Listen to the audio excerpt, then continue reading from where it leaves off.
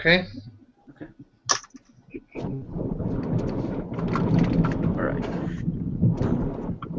Dear Heavenly Father, we thank you for being able to meet together this day and being able to discuss the material that we studied this week. We're grateful for the gospel and for being able to study at BYU Idaho. We're grateful for our families, and we ask you to bless us that we may be able to use the time effectively in this meeting so that we may be able to learn something. Help us to complete our assignments and bless our families so that we may have everything we need, and we ask for these things in the name of Jesus Christ. Amen. Amen. Okay, guys. So, does anybody want to provide a brief synopsis on the case? Kind of do an overview?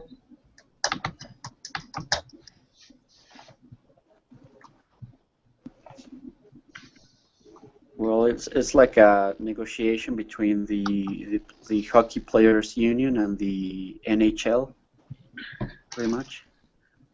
So they canceled the games for almost a year because they couldn't reach an agreement. Yeah. So basically, what I got out of this, well, the kind of like a brief, explanation of what's going on is like you were saying. Effie is pretty much. It's a discussion that's been going on between the NHL and the NHLPA, which is the Players Association, which every major league organization usually has. The league itself, which are the owners of the team, and then the Players Association on the other side. And basically, for a while there, the owners had a lot more say on what was going on with what the players would get paid wise and what to expect from them on the ice and things like that. And there was never this players association for a long time until the 1900s. And then that's when everything, late 1900s is when they started to come together and put together a association with the players to negotiate with the owners to come up with better ways to compensate them, not only for their play, but for their image and for other stuff associated with it. Um, so I guess we just can kind of go into it, kind of the analysis of the study. What do you guys see as the root cause of the problems identified in this case? One of the bigger problems for me was that both groups had kind of their their leadership, their spokesperson that they put in charge, and they had power kind of distributed between the organization so that they kind of had a board and groups of people should be making, these collective bargaining decisions, but they kind of left it up to each individual leader more or less. I mean, they still retained some power, but most power was, given to these two guys. So it kind of became a personal battle between these two men instead of a negotiation between two boards of, different groups. Yeah. It seemed to me like they had a lot of pride. I don't know. They couldn't reach an agreement because of pride. The players at first were saying that they would never accept I don't remember, like a limit on how much they could earn because of their principle. But at the end, they ended up accepting it and everything. And I don't know, it just seemed like excuses to me. Like they didn't really want to compromise both parties. Yeah, I think there was a lot of deep-seated mistrust between the two organizations. And because of that mistrust, I don't think that they could really negotiate well. The players never trusted that the owners were telling them the right numbers, and the owners were always saying it's our business, and you don't need to know what our business is doing. You're making more money than you ever dreamt possible, so you should just shut up. And, I'm pretty anti-union in general, so I just found myself siding with management a lot. Yeah, I think the main cause of the problems are that the owners had so much power before the Players Association was ever created that they could get away with almost anything that they wanted to. And now it's causing more problems because now the players are getting what they kind of want in a way to where they have an association together where they can fire back at the owners and try to get what they want out of the owners. And I think that's the main cause of all the issues that they're having is these owners that have been owners for a long time were used to a certain way of being able to handle their team and handle their salaries, and now all of a sudden now they're getting a whiplash of basically, oh crap, I'm doing a whole different thing now. What do I do? Kind of thing. So I kind of think that's where it's gone. So. Yeah, the owners themselves don't even, it mentioned that most of the owners, this is kind of their secondary, it's not their primary business, primary source of income. So, I mean, at the end of the day, it really doesn't matter to them if the league shuts down, I guess. I mean, they'd lose a lot of revenue, but, they have their primary business ventures. So it's not like if this doesn't work, oh, well, make it work. Yeah. Yeah, but at the same time, if you own a business, you want to make money. I don't care if it's your business. And I feel like what other business could, a minority of people demand 75% of the revenue of the entire thing? It just seems. I think it said in the thing that player salaries and player all the money that went to the players was 75% of the entire revenue of the entire NHL. That's ridiculous. Yeah, it's how high that was compared to other professional sports. That was much higher than football or basketball or any other association. So yeah, it's definitely higher than it should be. I mean, you work for the prison, so you're a union, right? Sorry, one more time. I said you work in the prison system, so you're in a union, right? No, we're not union, but yeah. Oh, okay. Because I was just going to say, I don't think you guys could go to the state and be like, dude, we want 75% of all revenue coming into the state. They just laugh at you, It just seems like these. I don't think the governor would even, let the people vote on that. I don't think that would work. Yeah. It just but if you're for that, I can start making suggestions. If you want to vote for that, that's great. Yeah. It just seems like the players, just in my opinion, they're just a bunch of crybabies, and they should take the. Yeah, they've got it pretty good right now. There's I think pros and cons to both sides, but they definitely have the better end of the deal right now.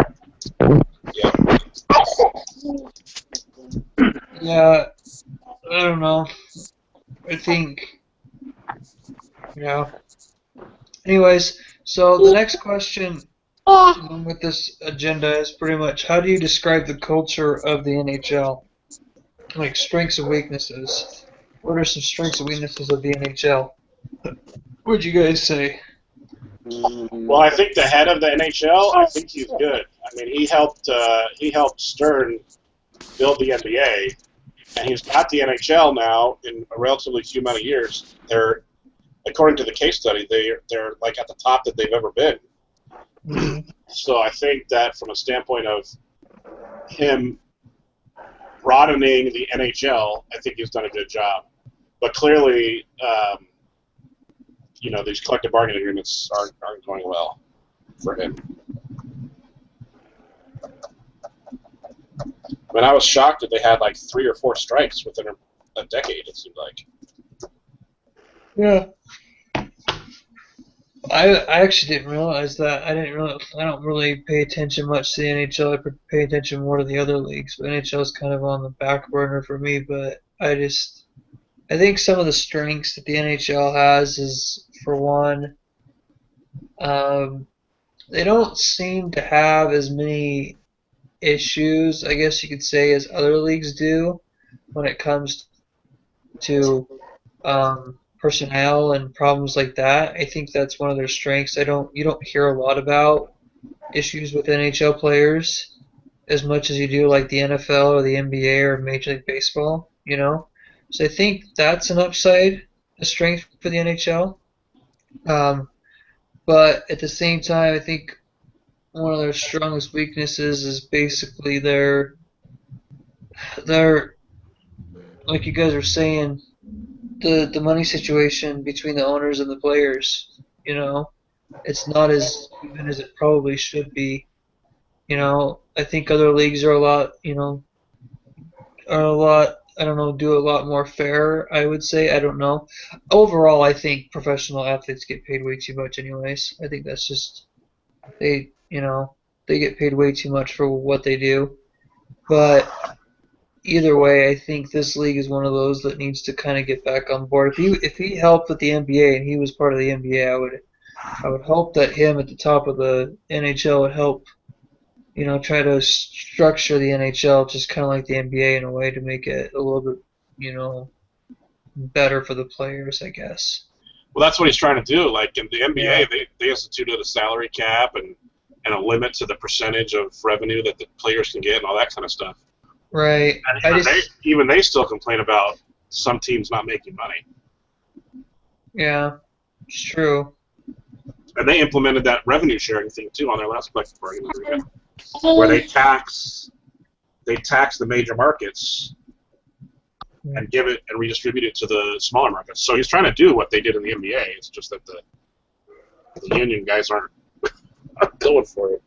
Yeah, that's the hard thing is I think it comes back down to the owners and just having a hard time being able to negotiate with them, It's like what you said, Matthew, this is their second business, so they don't really care, as much. So they're not going to really negotiate. They're not going to try to negotiate. I think most owners in professional sports are pretty much as their second business, but I think if you've got a good owner, I would think he'd want to do what's best for his players, and but at the same time, all for them, it's really for the money. That's all it is they're all in it for the money, and they don't really care what happens. Yeah, they're not really doing it for funsies. Yeah, exactly. Yeah. So, what are the best ways to strengthen a the BATNA? Strengthen a BATNA? BATNA? I don't know. I don't remember really reading on that. Yeah, we had to look it up. It means best possible, best alternative to negotiation agreement, something like that. It's kind of like the very minimum that you can accept out of a negotiation. That's what I understood. Yeah, I had to look it up too. It's where if you had to 100% go it alone and forego any type of benefit from negotiations, kind of what's the best you can make out of the circumstances you have. What is the lemonade that you can make out of the lemons you're given if the other side completely shuts you out? So that's what what is it, BATNA or whatever it is? Yeah, BATNA. Mm-hmm.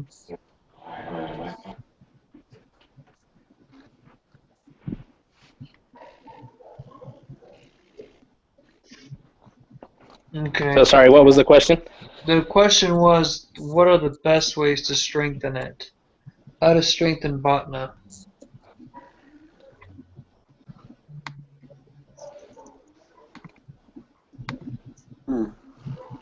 From the perspective of the players, or from the perspective of the owners? I don't really understand. That's all I just asked is what are the best ways to strengthen a BATNA?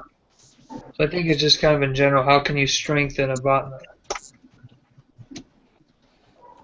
Yeah, I don't really know what they're getting at, because that's Yeah. the BATNA is what you can do on your own individually if all negotiations fail. So I mean that's your bottom line. I don't really know how you can improve your lowest circumstance. Yeah. I mean, you make a deal with the other team, the other group, and if you can get it better than your botna, then that's great, but that's not improving your botna. That's negotiating. Yeah. I don't know. That's a tricky one. That's a trick question. I don't really like that question. Well, I guess they can improve it by planning what their botna is before starting negotiations, so they know like how much room they have to like make other proposals and stuff like that. I don't know. So maybe you could bring in like they tried to do with the. I think this might be one. So remember how they brought in the guy that used to be the head of the SEC to audit the books so that they could tell the players that they weren't really making money and all that kind of stuff. They could do more stuff like that, I think, because that strengthens their botna, right? Yeah. Good point. I agree with that. I think that's probably one of your best strategies that you can to strengthen it. Just bring someone in that knows what they're doing and has done it before. Do you guys think it's possible to change another person's Zopa? Why or why not? I don't remember that one. I looked it up, but I don't remember. It's like the zone of possible agreement between That's right. negotiating parties. Right. Is that What was Ryan? the question, though? Yeah, that's me. Hey, you made it. Yeah, I made it. I got off work a little late, but I'm like, I remember. Like Do you an want to hour take over ahead. the discussion then? What's that? You want to take the remainder of the discussion? Can you see the lineup? The I don't have the questions up right now, but I'll look them up and. Okay. That way you can at least do your Yeah, part. So, that sounds good to me. okay. What was the Zopa question, though? So it says, is it possible to change another person's Zopa? Why or why not? I mean, I guess it is through just regular discussion, and I mean, they had several meetings, of course, about coming to an agreement and everything study, but I don't know. I feel like some people are very set in their ways as far as what they're willing to accept and whatnot, but I don't think you can really change that without significant reasoning, maybe reasoning that they haven't heard before, or just new information is probably the only way I would think that would change. Yeah, the way that comes to mind for me is in negotiating, you know that the other side wants certain things, and you as the opposing side want different things, and you're not lining up.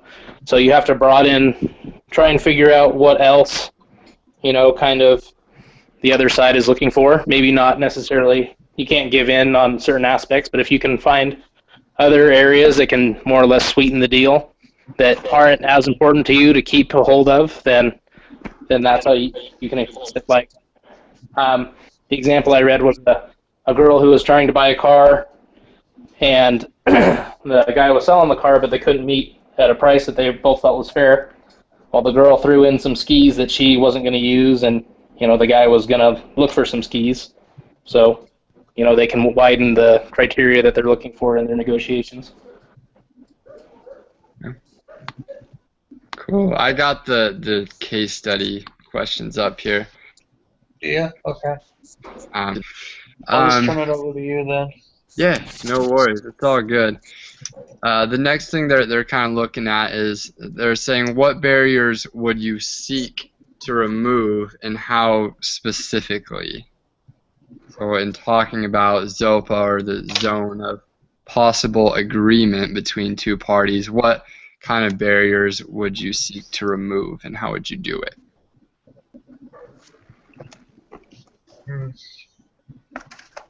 What kind of barriers? That's a good question. I think the barriers, it's pretty tricky in that regards in this situation, because you've got the owners who have their own barriers. They're pretty much saying this is what we've been doing for so many years. This is what I'm used to. This is what I want to continue to do. I want my control. So you don't really want to take that barrier away from the owners necessarily, that they're still the ones that are obviously in control because they're the ones that own the team. But Yeah. you also got to be careful because you can't, in this day and age now, there's so many issues, or other leagues that are doing what they're doing is they're compensating their players for other ways of compensation besides just playing ball and signing a contract. Like, Right. like the image thing, like they talked about. The yeah, the image, like marketing rights. Yeah. Yeah, the image, marketing rights and all that. marketing rights and stuff like that. And so that's something that obviously is a possible barrier that may have to come down somewhat down for the owners, because you cannot just have your own league over here, even though it's a different league and different sport.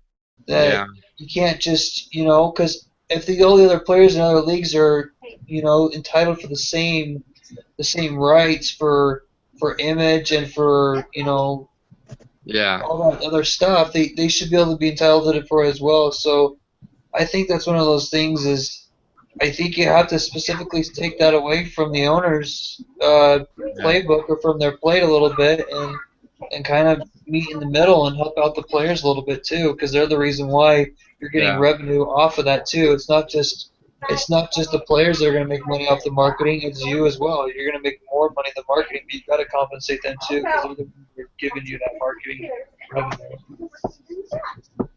Yeah.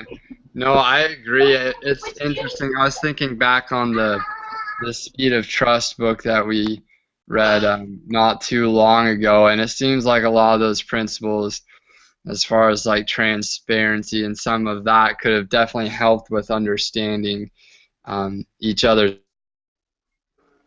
barriers. And if like the league really wanted to be open about everything, and because they're saying like, oh, we can't afford to pay the players, any more than they're getting paid and all this kind of stuff. If they were transparent completely about all their numbers and everything like that, and could like realistically show them like, look, this is what we're spending money on, this is why we can afford to do this and that and not this and that, I think things could work out a lot better. But it didn't seem like there was a whole lot of transparency as far as what the executives were like sharing, with the union and everything. And so I don't know, I felt like that's something that could definitely help as far as removing barriers, is if you're just open and honest about your situation and open with all the accounting numbers and everything like that. Right. But yeah, I just remember there was a couple examples, I think, in the book itself too, that that had something to the effect of that, as far as, I can't remember what company it was, but I remember they, instead of fighting the union, which is the typical course of action, they just decided to be completely open with the union, and they even put a couple of the union members like on the board of like executives and stuff like that, and so together to create a win-win situation, rather than having like the whole league shut down like it did in this case. But I don't know, that's something I would think that could be helpful in removing barriers. But I just don't think I would ever let them have that information. I mean, I already tell them, they already see that they're not making money, right? Don't they already have to submit a report showing what their financial situation is like as a team?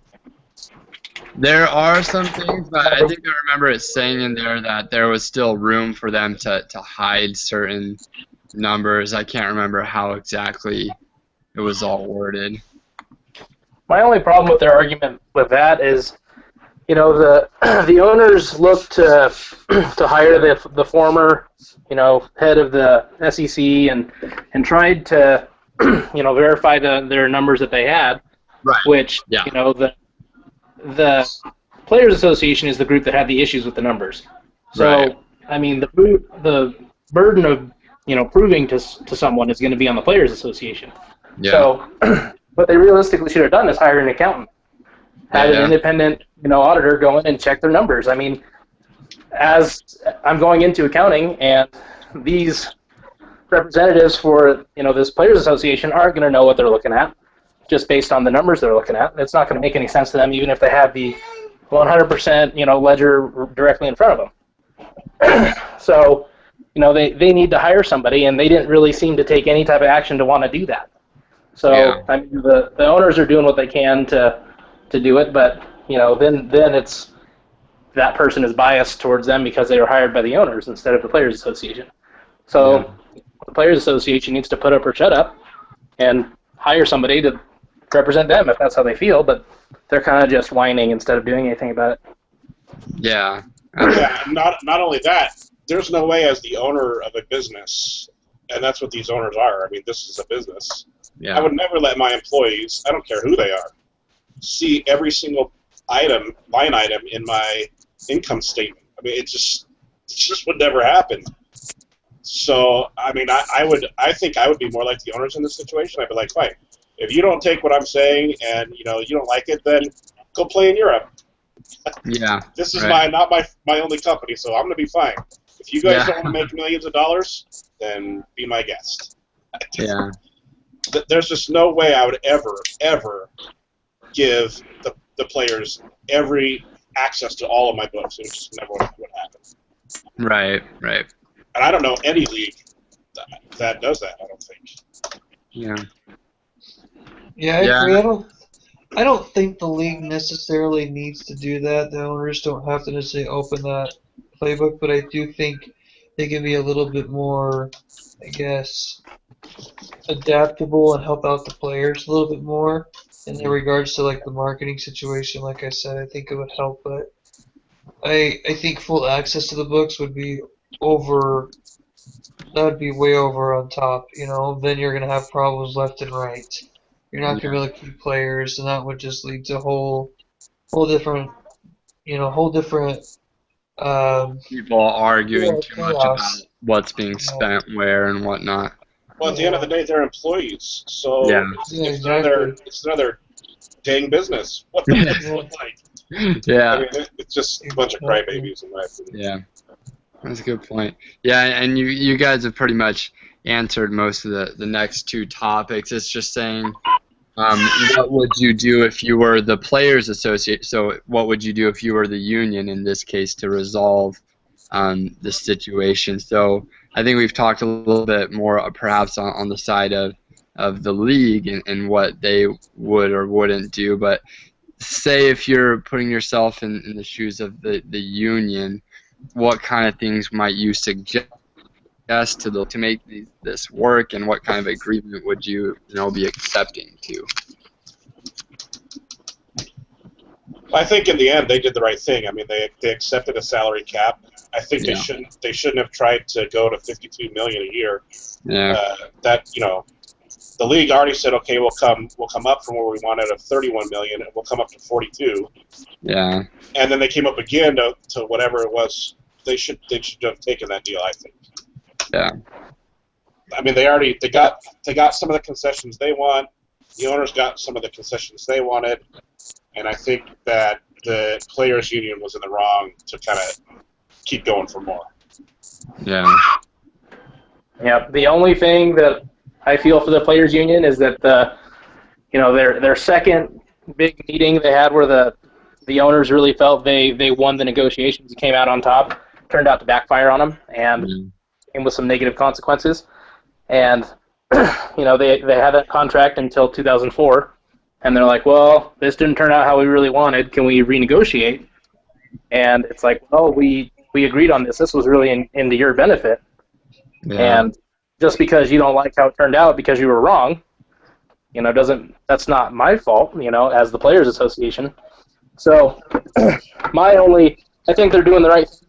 Like you said, accepting the salary cap. I think they went above and beyond saying that they were going to, basically return, 28% of salary? Yep. Some crazy number that they were going to return back. Yeah. I think they went above and beyond in that regard. I mean, if someone told me that represented me, hey, we're dealing with your bosses, but you have to give back 28% of your salary from the last year. I think I'd be a little irritated. Yeah, I think that's going to come out of union dues, but yeah, I agree with what you're saying. That's a big concession. Like you said, I don't think they have grounds to be in the $50 million salary cap range, but mid 40s, I think they could solid offer to offer $45 million as a salary cap and be okay. Yeah. Oh, that's good. So that's pretty much after this point. They're going more into the gospel and whatnot. But what gospel concepts do you see as most pertinent in this case, or most relevant to the situation that we have?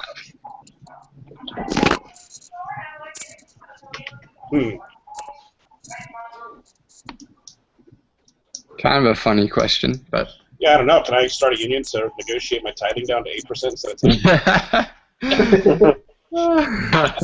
That'd be nice. The members' union. I don't know. The only thing I can see is like we talked about before, the players really are benefiting huge. They have a talent, and they're providing the league a service and playing for these teams, but they're making a ton of money, They're making a lot of money. And so, I mean, it's as much as I would agree that, you used to be paid what you're worth and free market and all that stuff, and to a certain extent, you're in a very inflated market that's making a ton of money. So, Absolutely. The problem is they're being overpaid. The market isn't, because the team isn't making money, so the market isn't able to handle those salaries. I think that's the problem. They're overpaid. Yeah. So I think the lesson here, gospel-wise, is Christ is our advocate and does. We receive. If you want to consider your salvation as salary, we receive way more on our salary than really we're worth. You can say, like not even close. So, from the player's perspective, if we're the players and the owner is Christ, we need to be willing to, see where we were before and what we can do without, and what we really can benefit with Christ as our mediator. So. Hey, listen, I like Christ as my negotiator. That's a good negotiator to have. Yeah. He's a perfect negotiator. Yeah, he doesn't lose, right? Yeah. That's right. That's a good one. I really like that. I hadn't thought about it like that. Yeah. Yep. Well, good. So, are there any concepts from this week's readings that pertain to the case? If so, what are they?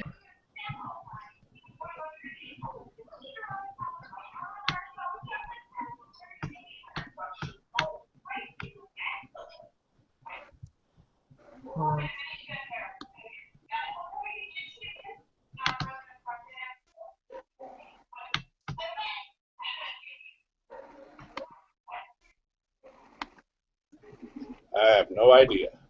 Me neither. I'm lost for words. I don't know. Okay, what was like the reading topics in general? I don't know if I got much of that this week. Like, what was the readings about?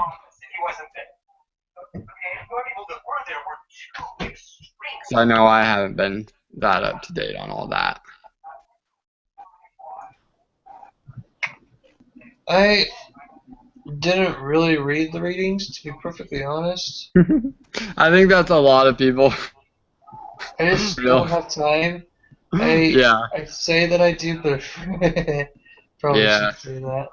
No, most of the time I actually do a pretty good job of reading, but this week it's just been chaotic. I just haven't had a chance to. It's hard to do the readings when you're not going to be able to. Well, we can't do the discussions anyways 90% of the time, so it's like, it doesn't work out too well. But sometimes I'll just cliff note things to be like, okay, got the concept, and I'll just move on from there. But cool, we'll look at this last thing. It says the rest of the story prior to to a meeting with your group, conduct research to learn what happened. Oh, great. It wants me to conduct research to learn what happened after the story. Does anyone know what happened after this? I don't know if anyone's into hockey or no. Yeah, not really. I have no idea. They're playing, so apparently they made a Yeah, deal. apparently things worked out, right? Okay, good. Well, yeah, I mean, I don't know what time you guys started, but does anyone have any last comments? That's pretty much the discussion questions that they had for this particular week. No, I think we're good. We just need to make sure that next week is going to be different. We still do need to meet. We can still meet Wednesday if we want to. Yeah. We can meet earlier if we want to. Earlier, like meeting, not time, but I mean day if you want to. But what next week is pertaining is that project we've been doing, the accountability project. Oh, right. We're supposed to discuss as a group. Well, everybody individually is supposed to explain and give an explanation, a presentation to each. Each person in the group has to present their experience on it, and present any information about it. 5 to 7 minutes per person. So we're just gonna need to get on sometime next week and do that. Okay. And we And then do we just submit the video, and that's like the project as a whole? There is another assignment you have to do for the project as well, and it's just kind of like a write-up. It's not very long. I think it's like a page. There's questions that are asked of you of how the project went, and you just kind of just write it up and submit it along with your attachment of your actual project. Yeah, you have like a PowerPoint to do, and some things you can attach in there. You can do a PowerPoint if you want. I don't think it's mandatory to do a PowerPoint. Oh, good. I was reading through it. It sounded like more like an option than it did. Like I can pull it up real quick. Hold on. Let me just pull it up real quick. We can just we got still some time on this. Mm-hmm. Let's see. Oh, hey, I looked up the results of the lockout. If you guys want to hear about it. Oh, cool. The what? The results of the lockout. The results of the lockout. Oh. What happened? What happened? I want to know. So, 310 days was the length of the lockout. Eventually, everybody agreed the salary cap would be adjusted each year to guarantee players 54% of the NHL's total revenues. And there would also be a salary floor that each player was guaranteed if they played for the league they would receive. Players' contracts that were already in place were also guaranteed. The player's share will increase if revenues rise to specific goals or benchmarks, while revenue sharing will split a pool of money from the 10 highest grossing teams among the bottom 15. And the first year they agreed to a $39 million cap in place.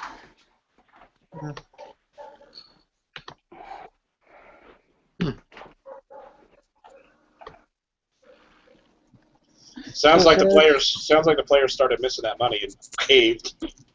Yep. They gave in to, I think, initially a lower salary cap, but they agreed that salary cap would not stay static until the next agreement, but would move each year. So. Cool. So in the end, on the assignment, what's everything that? they didn't want to do. I said in the end, the players just basically agreed to everything that they didn't want to do. Mm. So next week, when we get on, we just have to do another Google Hangout and record it. And then we have to upload the link like we always do to the discussion board. And then we're supposed to go through the discussion board and look at other people's videos and comment on, which we're supposed to be doing all semester long. We know how well that's been working out. I think is it gonna work? Yeah. So, We'll just have to wait and see if it's even an option on there, if it's even gonna work. If it isn't, I'll just whoever. I'll probably just end up submitting the video to the instructor anyways. Like tonight, I'll have to do that. Actually, no. Tonight I can actually post it because there's actually a link to post on the group discussion board.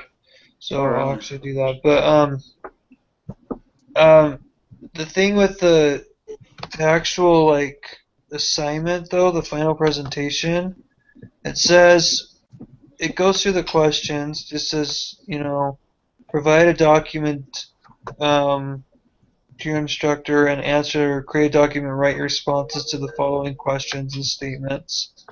Then it says just make sure you proofread and edit your document, save it to your computer. If you're going to create a presentation outline, PowerPoint, or any other materials to use during your final presentation, do that now. So it's like if you are going to. So if you want to, kind of, that's how I understand it anyways. So if you're going to do it. But I don't know. That's up to you, but that's kind of how I interpret it. But I don't know how you guys take that interpretation, but that's pretty straightforward. So, Yeah. but I just, will this time work for you guys next week? Will everybody be able to get on? I don't know what's going on with Cheryl. I'm hoping that Did we inform her of the time zone thing? I don't know if did anyone text her or something. I emailed her, but I haven't heard her. She hasn't even responded to her emails whatsoever. So I know she's on the East Coast, so she might be in bed. True. I might just need to email her tonight and see if get a response back from her and just ask her, Yeah. and see what's going on. But maybe we'll meet a little bit earlier next week if you guys can, maybe like 7 instead of 8. Maybe that'll make it easier for her if that works for everybody. 7 Mountain Time. So I don't know how that works with everybody. Sure, that's fine for me. How about you, Ryan? Did that work for you or? So if it's Where are it's you? 9 o'clock for you guys right now, right? Yes. Mhm. Okay. So you would want to meet at 6 my time. Yeah. I would be able to. Let me see. What's the earliest you can meet? I could meet at from like 5:30 to 6:30 my time is the hour I have open up to work at 6:30. But I mean, I could do a half hour if we're going an hour early. But The biggest thing would be just to make sure, Ryan, that when you're on, you just give your presentation. right. What we would do is if we started it at 6, you could be the first one to go. Yeah. That way you're out of the way, and then you can just stay on and kind of listen on and give feedback until you absolutely have to leave and then get off. Yeah, that's fine. That would be 7:30 your time, 6:30 mine, right? Or 5:30. Am I saying that right? Yeah. So 5:30 my time, 6:30 your time. Yes. If that works for everybody. Sure. Or Yeah. we can even do 7 o'clock our time and 6 o'clock your time. Yeah, that's what I mean. Yeah, that actually works fine. Okay. So I can do that as long as I go first and whatnot. I should be just fine. how does that work for you guys? For So what time then? 7 o'clock Mountain Time. So 6 Pacific. All right. Does that work for you? Yes. Does that work for you, Matt? Yep, works for me. And same for you, Duffy? Yeah. Yep. Yeah, Yep. it's fine. Okay. I'll try to get all this Cheryl and see if we can make that work. Just see if I can get a hold of her. Okay. But let's just plan on 7 o'clock on Wednesday Mountain Time, so then we can get all that figured out and go from there. So, okay. Cool. Yeah, that sounds. Okay, guys. Thanks for meeting, and we'll talk to you guys later, and we'll see you guys next week. And I'll just upload this video to the discussion board. So. All right. Thank Peace. you. Okay. See you guys. See ya. Peace. Thanks. Bye.